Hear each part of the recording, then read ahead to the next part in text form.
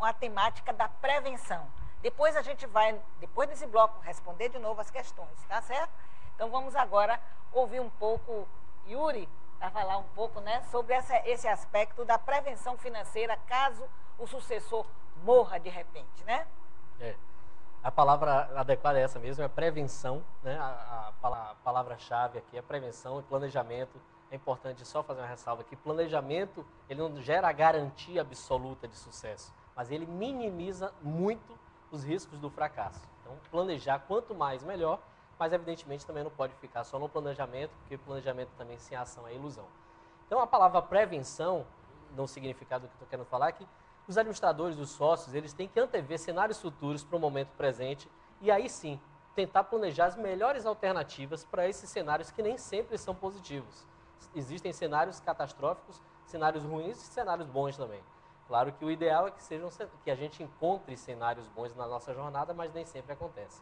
Mas, então, esses cenários, que são as intempéries, essas fatalidades que podem acontecer, tem uma que é uma prevenção que todo mundo sabe, que é a morte. Ou seja, todos nós um dia vamos morrer, só não sabemos quando, onde e como vai acontecer. Então, se existe a certeza da morte, por que a gente hoje não desenha esse planejamento, não elabora esse planejamento já prevendo essa situação? Tem uma frase que é assim, é melhor apagar a linha no papel do que derrubar uma parede. Então, é melhor você hoje, desde cedo, prevenir do que remediar, já é outro dito popular que fala muito nesse sentido. Então, o planejar consequências do falecimento de um dos sócios, que pode desencadear no falecimento da própria empresa, ou seja, a morte prematura da empresa via a partir daí. Então, planejar essas intempéries é uma coisa muito importante, sobretudo a morte. Eu vou no aspecto da morte, quando há o falecimento aqui, quais são as consequências naturais? A primeira consequência é a aquisição das cotas desse sócio falecido, que agora é de posse dos herdeiros, para a empresa. Só que alguns problemas acontecem nesse momento. Um é a falta da verba. Em geral, as empresas não provisionam essa verba para esse momento, essa fatalidade. Em função disso, não está funcionando, a gente vai comentar alguns pontos na sequência. Mas assim, além de não ter a verba, para os herdeiros, qual é o valor da empresa? Para os sócios remanescentes, quanto vale essa empresa? Então, entrar na negociação do valor real dessas cotas é uma outra problemática que acontece muito nesse momento. Em geral, o que acontece? Em função da falta dos recursos, as empresas acabam adquirindo, ou seja, os sócios remanescentes acabam por aceitando esse ingresso desses herdeiros legais na empresa, independente de ter sido planejado. É bom voltar que a temática é a sucessão empresarial, o que a gente objetiva é que seja construído um plano de sucessão ao longo do tempo.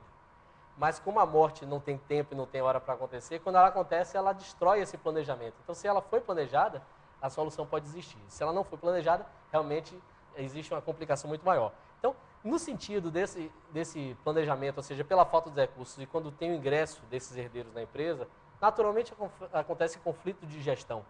O Lourival falou bastante sobre conflitos de uma forma geral. Então, o conflito de gestão, pessoas que não estão conhecendo a atividade, a negociação, como é que funciona, quem é quem na empresa, o organograma, as hierarquias, as missões e todo o trâmite. Daqui que ela vai entender todo esse processo, desacelera muito o ritmo do negócio, da atividade em si, né?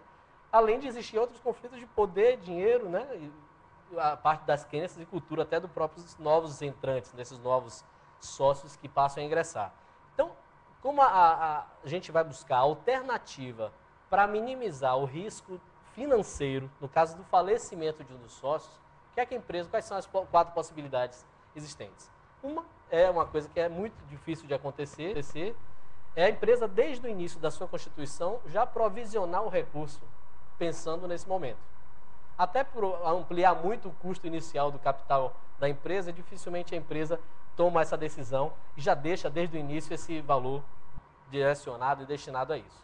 A segunda alternativa é você ir tentando guardar, acumular esse capital ao longo do tempo, que é uma alternativa que requer disciplina, que requer planejamento também, mas, como a gente sabe, nem sempre a gente vai conseguir ter a reserva necessária no momento necessário. E aí... Pode ser surpreendido, né? Só exemplificando, para se acumular um capital de 300 mil, são necessários R$400 durante 20 anos com a rentabilidade de 10%, você ter 300 mil.